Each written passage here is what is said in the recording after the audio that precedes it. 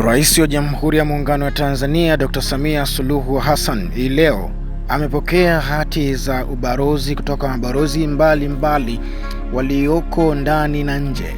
Mheshimiwa Rais wa Jamhuri ya Muungano wa Tanzania ameweza kupokea hati hizo hii leo jijini Dodoma, katika Ikulu ya Dodoma pale na kuweza kuwapokea hao watu na kuweza kuongea mawili matatu kwa ajili ya ujenzi wa taifa.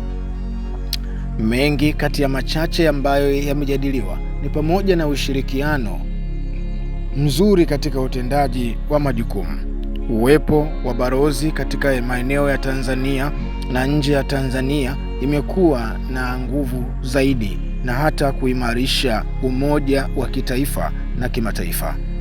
Rais wa Jamhuri ya Muungano wa Tanzania amepokea wito huo na pongezi alizozitoa kwa mabalozi hawa wakati ambao wanapokea hati hizo.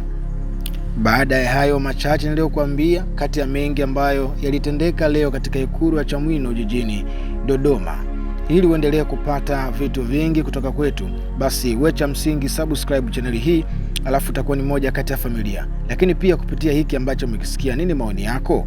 Toa maoni.